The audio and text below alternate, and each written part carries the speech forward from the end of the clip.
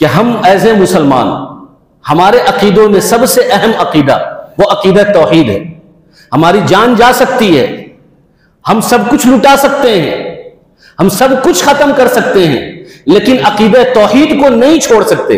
अल्लाह के अलावा हम किसी को नहीं पूज सकते, अल्लाह के अलावा हम किसी चीज की इबादत नहीं कर सकते। चाहे पूरी की पूरी दुनिया हमें मजबूर करे, पूरी की पूरी दुनिया हमें फोर्स करे, पूरी की पूरी दुनिया हम पर जबरदस्ती करे, हम पर थोपे, लेकिन हम अल्लाह के अलावा किसी की इबादत करने के लिए तैयार नहीं है, क्योंकि यही हमारी शरीयत है, यही हमारा बुनियादी अकीदा है, यही हमारी पूंजी है, यही हमारा सरमाया है, यही हमारी पहचान है, यही हमारी तशख्खुस है, यही वो चीज है जो दूसरों से, दूसरे मजहब के लोगों से हमें जुदा करती है, अलग करती है, कि हमारा एक का नारा है कि एक के सिवा हम किसी की इबादत नहीं कर सकते हैं। यही चीज हमें दूसरे मजहब से अलग करती है, इसको किसी भी हाल में छोड़ नहीं सकते। अकीदे तौहीद पर हम कभी किसी से कॉम्प्रोमाइज नहीं कर सकते। संसद में बहस चल रही है, असेंबली में बहस चल रही है गुज़िश्ता 3-4 दिनों से वंदे मातरम को लेकर। हम कहते हैं कि हम अपने देश से मोहब्बत करते हैं, हम अपने देश से वफादार हैं, लेकिन देश से वफादारी करना, देश से मोहब्बत करना अलग चीज है, लेकिन देश की इबादत करना अलग चीज है। हम इबादत नहीं कर सकते। अगर कोई हमें यह मजबूर करता है कि वंदे मातरम, इसका मतलब यह संस्कृत का लफ्ज है कि ए धरती माता हम तुझे पूजते हैं, तो हम क्यों वंदे मातरम नहीं कहते? उसकी वजह यह है कि हमारा अकीदा, बुनियादी अकीदा यह है कि हम सिर्फ अल्लाह को एक मानते हैं, हम सिर्फ अल्लाह की इबादत करते हैं, हम सिर्फ अल्लाह को पूजते हैं। अल्लाह के सिवा हम किसी को पूज नहीं सकते, अल्लाह के सिवा हम किसी की परस्तिश नहीं कर सकते। यह हमारी मजबूरी है। हम देश से मोहब्बत तो करते हैं, देश से वफादारी तो रखते हैं, देश के लिए मर मिटने के लिए तैयार तो हैं, लेकिन अगर कोई हमें यह कहे कि ए धरती माता हम तुम्हें पूजते हैं, ए गांव माता हम तुम्हें पूजते हैं, ए गंगा माता हम तुम्हें पूजते हैं, तो हम कभी इसके लिए तैयार नहीं होंगे। हम नेशनल सॉन्ग, नेशनल एथम और गीत और तराने का सम्मान करते हैं, एहतराम करते हैं, इज्जत करते हैं, और हम एहतराम में खड़े हो सकते हैं और हम एहतराम में हाथ बांध सकते हैं, लेकिन कोई हमें हमारी जबान से ये कहलवाए कि तुम कहो कि ए धरती माता हम तुम्हें पूजते हैं, हम ये कह नहीं सकते। ये हमारी मजबूरी है। तो हमारा आईन, हमारे देश का आईन, हमारे देश का संविधान और हमारे मुल्क का कॉन्स्टिट्यूशन राइट ये कहता है कि आप अपने धर्म और मजहब पर अमल करने के लिए, एक्सरसाइज करने के लिए, प्रैक्टिस करने के लिए आजाद हैं। आपको फ्रीडम ऑफ एक्सप्रेशन दिया गया है, आप कर सकते हैं। ये तो हमारा आईन कहता है। हमारे मुल्क का आईन हमें यह आजादी देता है, हमारे मुल्क का आईन हमें यह हक देता है, यह राइट देता है कि हम मजहब पर अमल कर सके। कोई हमें मजबूर नहीं कर सकता कि अगर आपको इस देश में रहना है तो इस देश में ये कहना होगा, वंदे मातरम कहना होगा, भारत माता की जय कहना होगा। इस चीज को आप अच्छे से समझिए। हम अपने हकीकी मां की इबादत नहीं कर सकते। कुरान करीम कहता है ववस्सैनल इंसान बिवालिदैहि हुस्ना व इन जाहदाका अला अन तुश्रिक बी मा लैसा लक बिही इल्मुन फला तुतिअहुमा व साहिबहुमा फिद दुनिया मारूफा। वालिदैन के साथ उसने सलूक की बात इस्लाम करता है, वालिदैन के साथ अच्छा और खैर खाही का मामला रखने की बात इस्लाम करता है, वालिदैन के साथ अच्छा बर्ताव करने और खिदमत करने की बात इस्लाम करता है। और इस आयत में भी किया कि ववस्सैनल इंसान बिवालिदैहि हुस्ना, कि तुम अपने वालिदैन के साथ हुस्न सलूक करो, अच्छा मामला करो, अच्छा बर्ताव करो, खैर खाही करो।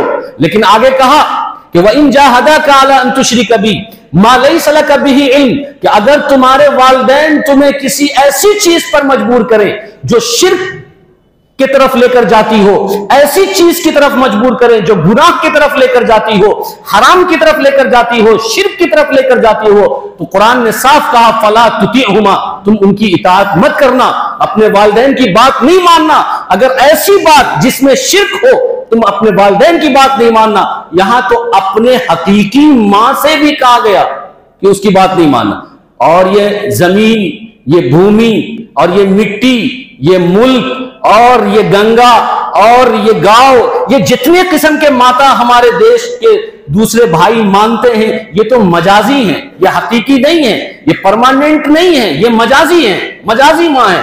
जब हकीकी माँ के बारे में ये बात आई, कुरान कहता है कि नहीं, उसकी बात नहीं मानना है अगर तुम्हें वो शिर्क की दावत देते हैं या शिर्क की तरफ लेकर जाते हैं। ये जो सवाल उठाया जाता है बार बार कि ये बताओ कि तुम्हारे लिए देश पहले है या तुम्हारे लिए इस्लाम पहले है, पहली बात ये सवाल ही गलत है।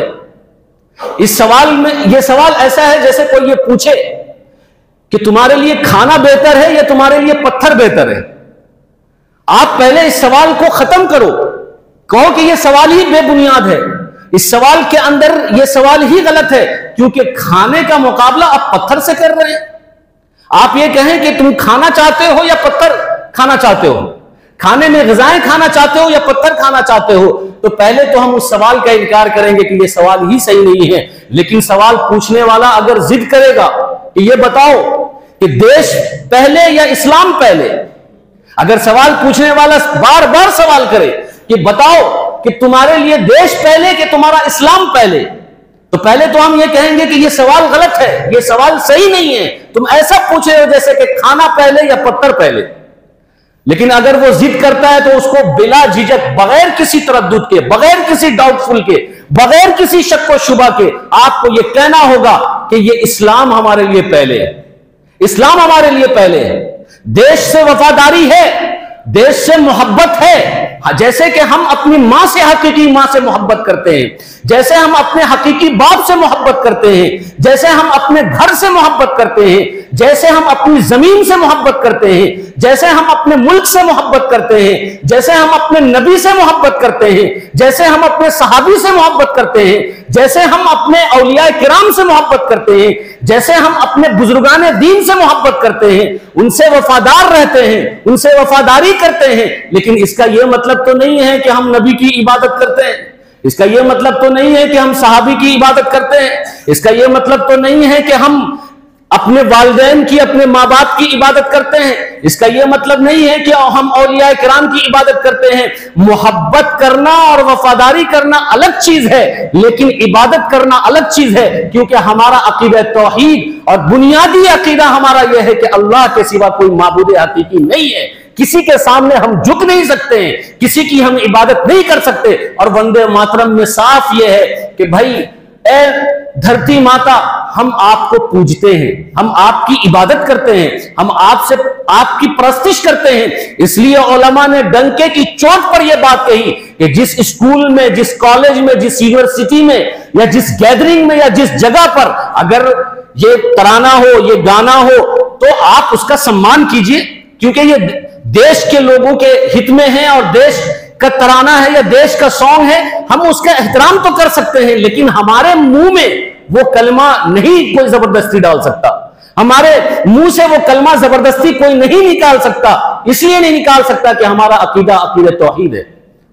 हम किसी धरती को या किसी जमीन को या किसी शजर को या किसी हजर को या किसी दरख्त को या किसी पत्थर को या किसी नदी को, नाले को, चश्मे को, सितारे को, सैयारे को खुदा और माबूद नहीं मान सकते। हमें सख्ती से मना किया गया, ला ताअत लि मखलूकिन फी मासियतिल खालिक, कि किसी मखलूक की फरमाबरदारी नहीं करना है उस वक्त जिसमें खालिक की नाफरमानी हो। किसी मखलूक की बात नहीं माननी, अपने माँ बाप की बात भी नहीं माननी, अपने उस्ताद की बात भी नहीं माननी, और किसी मखलूक की बात नहीं माननी जिसमें खालिक की नाफरमानी हो रही हो। और हमारा खालिक साफ तौर पर हमें यह कहता है कि ला इलाहा इल्लाहु खालिकु कुल्ली शैइन फाबुदू व हुवा अला कुल्ली शैइन वकील, कि अल्लाह के अलावा कोई माबूद नहीं है, सिवाय उसके किसी की इबादत नहीं हो सकती। तुम्हारा कारसाज वही है, तुम्हारा वकील वही है, तुम्हारा काम बनाने वाला वही है, इबादत उसी की करनी है। इय्याका नअबुदु व इय्याका नस्तईन, कि हम आप ही की इबादत करते हैं, हम आप ही की परस्तिश करते हैं। इसलिए हमें संसद से, सियासत से और पॉलिटिकल एजेंडे से हमें कोई मतलब नहीं है। बस हम आपको वो मसला समझाना चाहते हैं कि हमारी मजबूरी क्या है कि हम वंदे मातरम क्यों नहीं कह सकते। शरीय एतबार से हमारे उलमा, हमारा फतवा, हमारा अकीदा, हमारा नजरिया, हमारा आइडियोलॉजी क्यों हमें इजाजत नहीं देता? वो बुनियादी बात यह है कि इसके अंदर परस्तिश की बात है, इसके अंदर इबादत की बात है, इसके अंदर पूजने की बात है। और पूजना सिर्फ, अगर किसी जात को हम पूज सकते हैं, किसी जात की हम इबादत कर सकते हैं, किसी जात की हम परस्तिश कर सकते हैं, तो वो अल्लाह की जात है। इसके अलावा हम किसी की इबादत नहीं करते, न करेंगे। इसके लिए ना हम कोई कॉम्प्रोमाइज करने के लिए तैयार है, क्योंकि आधार कार्ड खत्म हो जाएगा और इसी तरीके से पासपोर्ट खत्म हो जाएगा। ये जो नेशनल आइडेंटिटी है ये किसी दिन न किसी दिन खत्म हो जाएगा, लेकिन जो मजहबी आइडेंटिटी है, रिलीजन आइडेंटिटी है, वो मरने के बाद काम आएगा।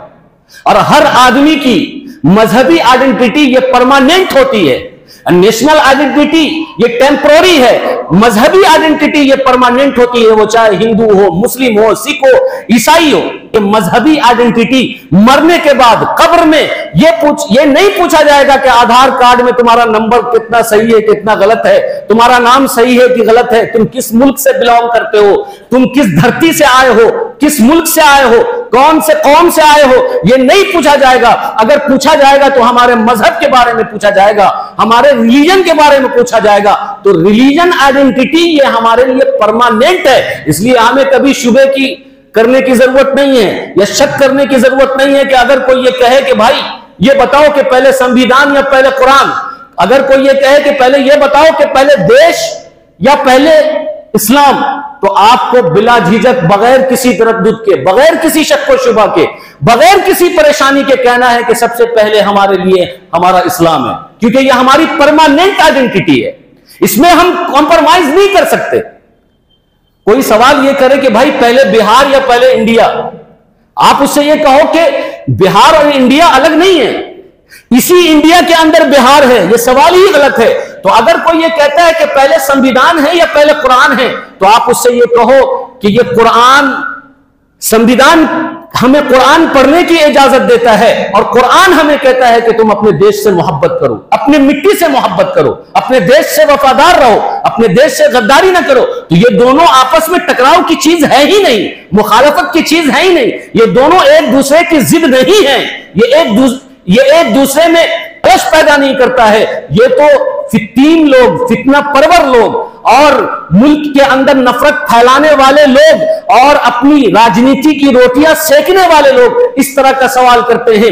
जब उनसे रोजगार मांगा जाता है, जब उनसे तालीम की बात की जाती है, जब उनसे साफ पानी की बात की जाती है, तरक्की की बात की जाती है, तो वो कहते हैं देखो मुसलमान का मैंने ये हक छीन लिया, वो देखो मुसलमान को मैंने यहां जुल्म किया, वो देखो मुसलमान को मैं इस पर मजबूर कर रहा हूं, कभी तलाक के नाम पर मजबूर करता हूं, कभी औकाफ के नाम पर मजबूर करता हूं, कभी मस्जिद के नाम पर मजबूर करता हूं, कभी वंदे मातरम के नाम पर मजबूर करता हूं। तो वो अपनी रोटी, राजनीति रोटी सेक रहे हैं, सेकने दे, लेकिन हम अपने मजहबी अकीदे से कॉम्प्रोमाइज करने वाले नहीं हैं। हमारा यह मानना है कि हम अपने देश से मोहब्बत करते हैं, हम अपने देश से वफादार हैं, इसका सबूत देने की जरूरत नहीं है। जब आदमी अपने घर में होता है तो घर के जो लोग होते हैं, भाइयों से एक भाई ये नहीं कह सकता कि तुम इस घर से मोहब्बत करते हो, इसका प्रूफ दो।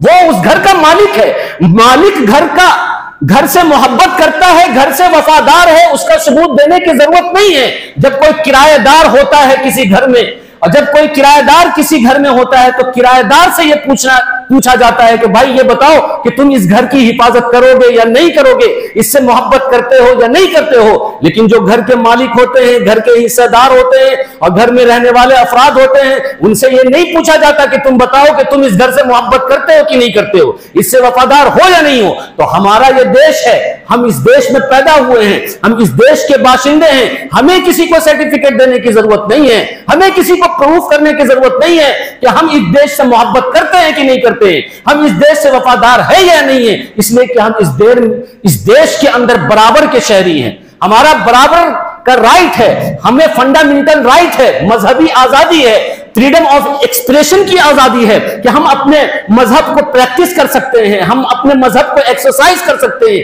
यह हमारा संविधान कहता है, यह हमारा आईन कहता है, यह कॉन्स्टिट्यूशन कहता है। कोई हम पर थोप नहीं सकता, कोई हम पर जबरदस्ती नहीं कर सकता कि अगर तुम्हें इस देश में रहना होगा तो वंदे मातरम कहना होगा, ये कहना होगा, ये बोलना होगा, ये वो बोलना होगा। ये सब नफरती चिंटू हैं जो नफरत की बाजार गर्म करके अपनी राजनीति रोटी सेक रहे हैं। इसलिए भाइयों, हम लोगों को यह मानना है कि हम मुसलमान हैं और हमारा सबसे बुनियादी अकीदा अकीदा तौहीद है, और अकीदा तौहीद में सबसे अहम यह है कि हम सिर्फ अल्लाह की इबादत करते हैं, अल्लाह के अलावा हम किसी भी मखलूक की इबादत नहीं कर सकते। और इस अकीदे में हम कभी कॉम्प्रोमाइज नहीं करेंगे, वैसा ही कॉम्प्रोमाइज नहीं करेंगे जैसे अल्लाह के नबी सल्लल्लाहु अलैहि वसल्लम ने मुआज इब्ने जबल को जब यमन का गवर्नर बनाया तो कहा कि ऐ मुआज, ला तुशरिक बिल्लाहि शैअन, कि अल्लाह के साथ किसी भी मखलूक को शरीक मत करना। व इन कुतिलता, अगर तुम कत्ल कर दिए जाओ, व इन हुर्रिकता, अगर तुम जला दिए जाओ तो तुम जला दिए जाओ, मार दिए जाओ, हलाक कर दिए जाओ, बर्बाद कर दिए जाओ, लेकिन अकीदा तौहीद के साथ कभी कॉम्प्रोमाइज नहीं करना। यही हमारा अकीदा है कि हमें निकाल दिया जाए, हकाल दिया जाए, मार दिया जाए, हम कभी भी अकीदा तौहीद के साथ कॉम्प्रोमाइज करने के लिए तैयार नहीं हैं। अल्लाह तबारक व तआला हम सबको अमल की तौफीक अता फरमाए। आमीन या रब्बल आलमीन।